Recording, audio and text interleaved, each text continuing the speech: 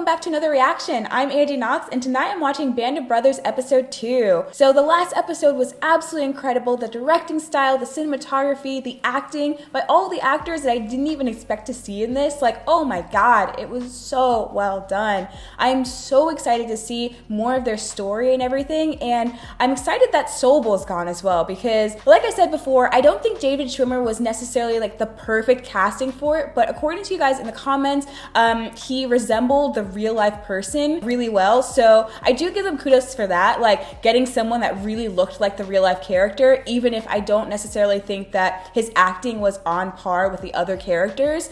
But yeah, I mean, now that he's gone, now that the guys have really come together and said like, look, we cannot work with this guy, we can't be on the field with this guy, even though he was technically a good trainer. Like, he trained them their hardest, he put them in the harshest conditions, he was the biggest asshole, but when you really think about it, it's probably better off that they had that sort of training that other people didn't have, because it's gonna help them in the field when they literally can't go anywhere, when they're stuck, you know, when they don't have food, when they have to walk like 20 miles or something without any like coverage or anything like that. So it's important for them to have that specific training, and I think he did do a good job of like getting us to like not like his character. And like, I get that, like I saw that, I felt that, like, look, okay, this guy definitely like needs to go somewhere, but that's not really my like issue. It's more so like his acting just like wasn't quite as good as the other ones, you know. But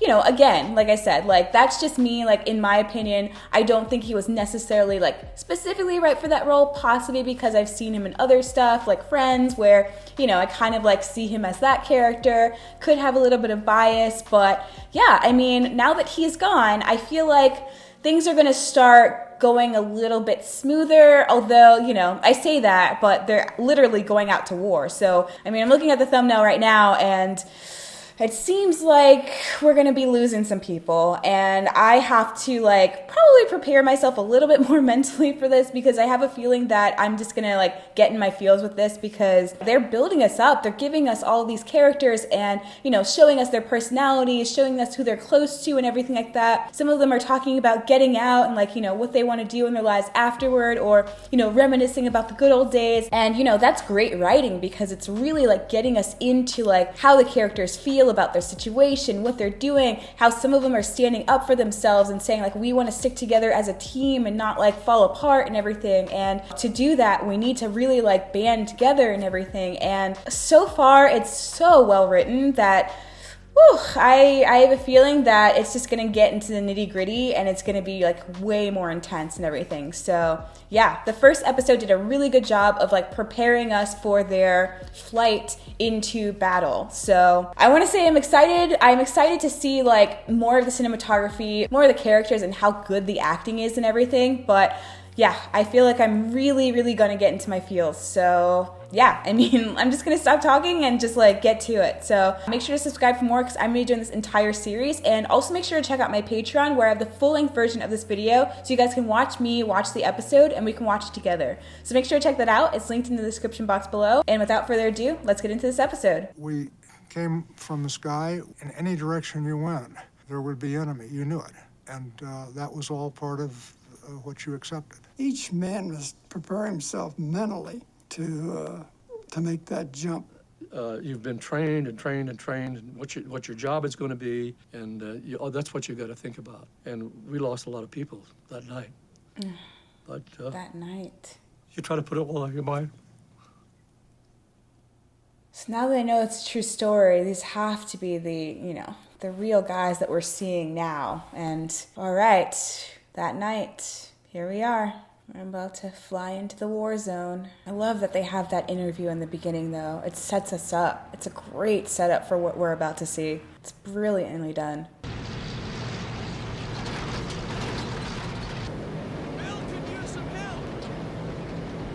Man, being in that shaky plane too, it's not even, don't even have smooth sailing going in. Gosh, that's so nerve-wracking. And it's loud too, you can't hear what anyone's saying, everyone has to shout at you. God, it must be such a shock. How do you like get yourself into that like mental state where you're like calm and cool and okay? It takes a lot of strength for sure.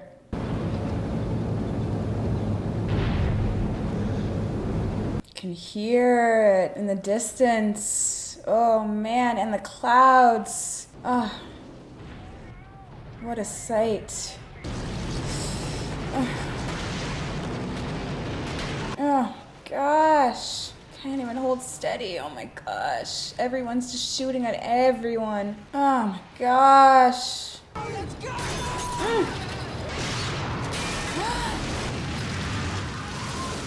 Oh gosh. It's like impossible. You gotta get out immediately. But you can't because you have to go in line. Oh man, they're just falling out and they're just on fire. Oh, and it's so dark you can't see anything. They do a really good job of like showing the chaos though of the night.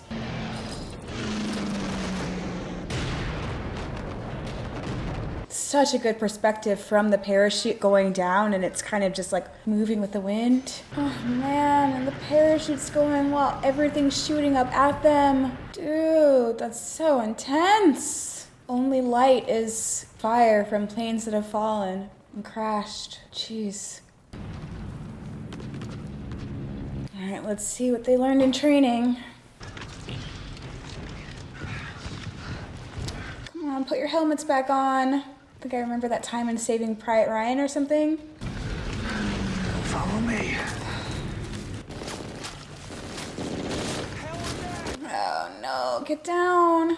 Crawl. Oh man, you guys.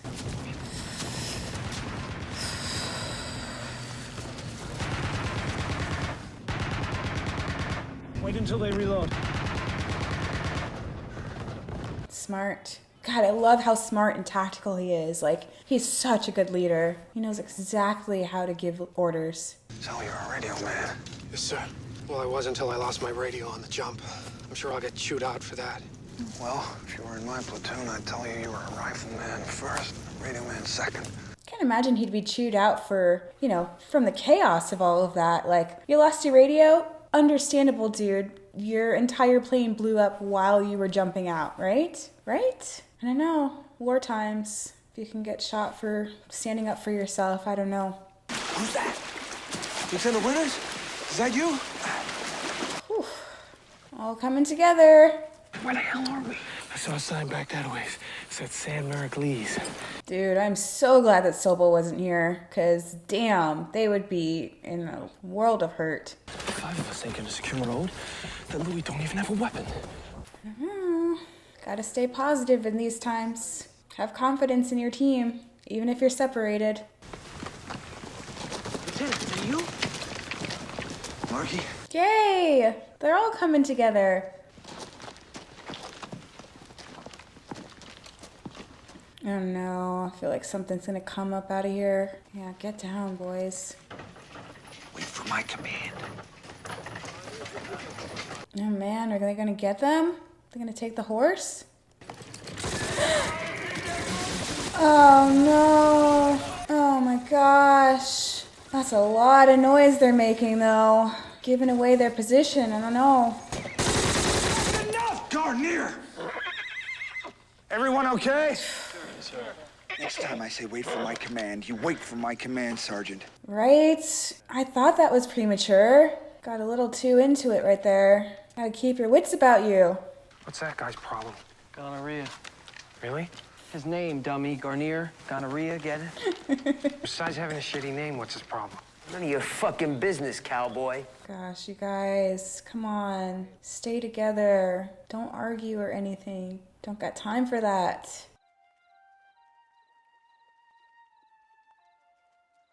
Oh, that's so beautiful with the silhouettes of their bodies walking around. Stunning. So stunning. Oh, shit. Oh, wow. How the camera's just like shaking while they're moving. It's intense. It's like the ground shaking. Morning, sir. Top of the morning to you fellows. Enjoying the war? Oh, interesting. Captives. Where are you from, son? Eugene, Oregon. Eugene? I'm from Astoria. What gives? What are you doing in a Kraut uniform? My family answered the call. All true Aryans should return to the fatherland. Wow. Stop fraternizing with the enemy! Get over here! What got you to Eugene? I was born in Eugene. Oh man, that's so fascinating. Wow. And he's like so interested in his story, like, wait a second, you should be one of us. But technically, that was an interesting thing to add into that. Man, never know where people can come from in war, where they gotta answer the call from. Yeah, so I was in the plant in 39. He's still chatting. I love him. What are the chances of that, huh? You and me, 100 miles from each other, working at practically the same job. Hey, Malak, we're waiting on you. Yeah, I'm coming. I gotta run. I'll see you around. Yeah. Bye. Nice chat. It's so interesting. Cigaretten? Here you go. I feel like something bad's gonna happen to them soon. Thank you.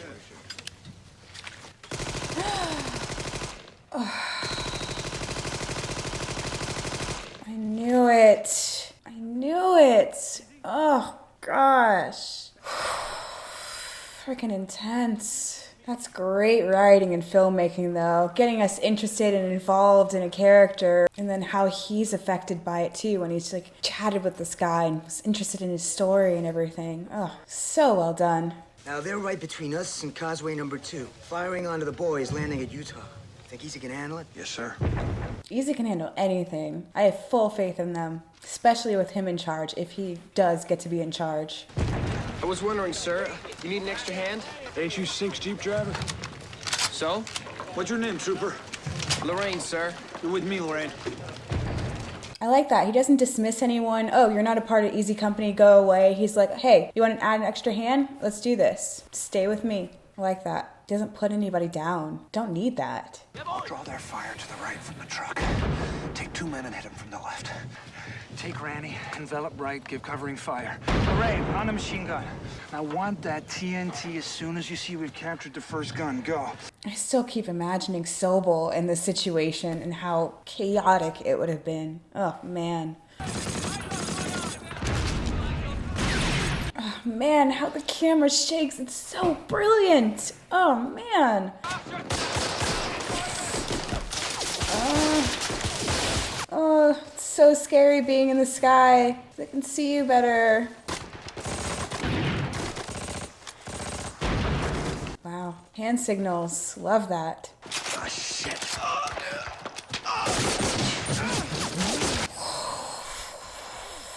Oof.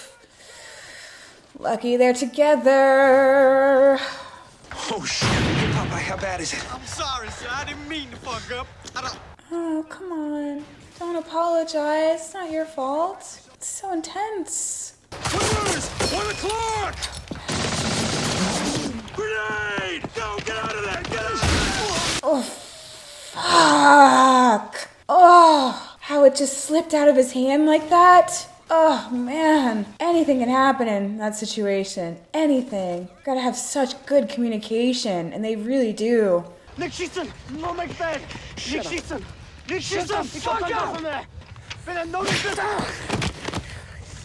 So I guess if anyone surrenders, they just hold them captive or something? So keen on collecting a Luger. I really hope he gets 2.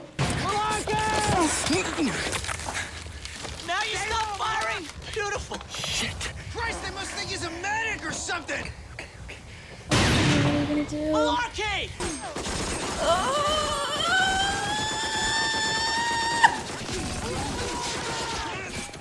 Oh my god, he is so fucking lucky. Oh my god. I need arrows, sir! And TNT! I've got TNT, sir! Good job, Private! Yes, he tells them, good job, yes, let's go, let's do this together. That's what you need. Grab some more of those potato mashers and follow me! Rocky, oh, you two, go! God, he is so on point. That's the leader I'd want. I feel like I can't say it enough. I'm looking for battalion headquarters! Are you kidding? It's back that away! We know. Stay down. Guys, stop it. Ugh. We disabled them and pulled out. I figure there's maybe 40 or so Krauts still manning. We've killed maybe around 20, so yeah, probably there's 40 left. Damn. They did good. They got 20 of them. By nightfall, 2nd Battalion had secured Sainte-Marie-du-Mont, and elements of the 4th Division were beginning to move men and material inland. Most of the 101st Airborne was still scattered all over Normandy. We had an hour to rest before we had to move south and secure the town of Couleville. Sounds like he's reading from like a journal or something, the way he's reading it. I wonder if it's like a journal from one of the guys in the beginning, from the interviews, or even his real journal. How we doing, Malark? We're doing good. What the hell do you know about cooking? You're Irish. Sir. That's a load of malarkey. Something dying here? Malarkey's ass. Smells like beans and cigarettes in there, and farts probably. You know that map we found? That had every Kraut gun in Normandy on it. Oh, yeah? Yeah. Get it, boy. I lost a man today. A John Hall, New Yorker. Radio op, 506 basketball team, Able Company. Not hungry. I sent that map up to Division. I think it's gonna do some good.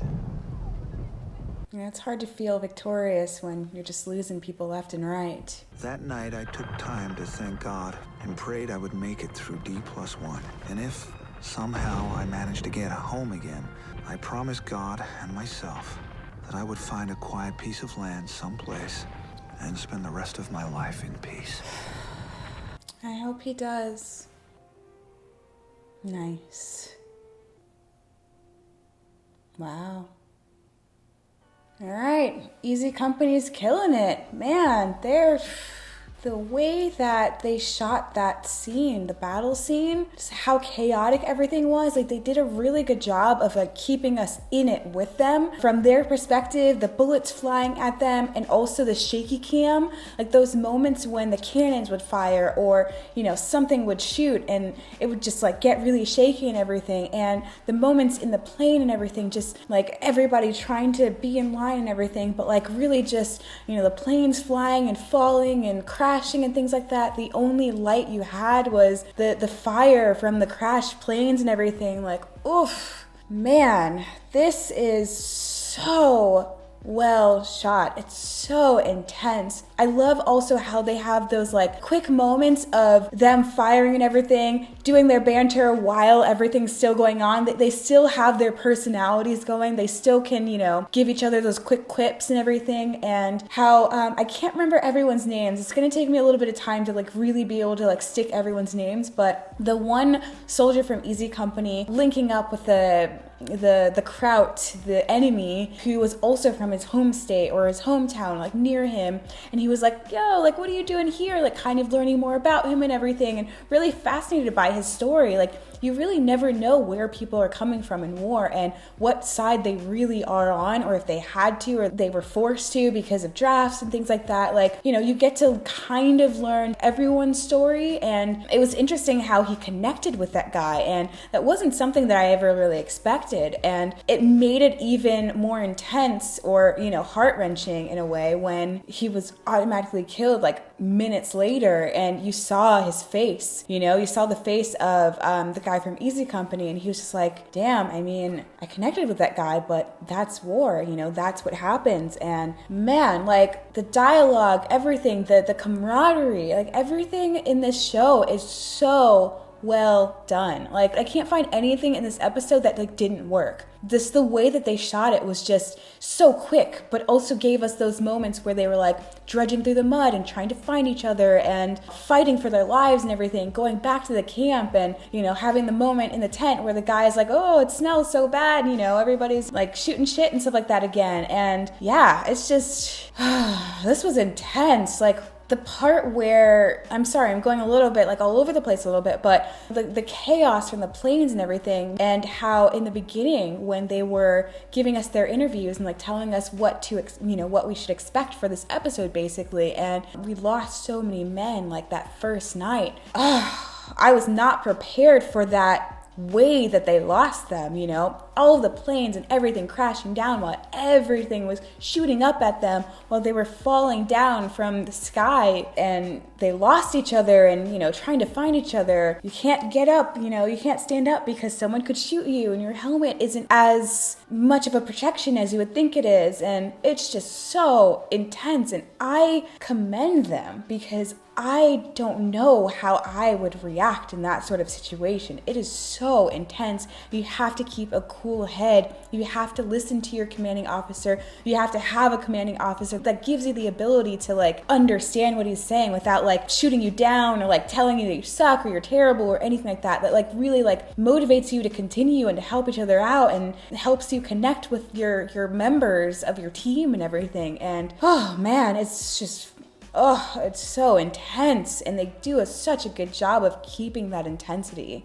And yeah, I am so ready for the next episode, and I'm again mentally preparing myself because I have a feeling that going forward it's just going to get even more intense. But I'm really enjoying how they're doing it so far, and I'm interested in seeing how the interviews in the beginning will prepare me or prep me for what's to come. So yeah, thanks again for watching, guys, and I'll see you in the next one.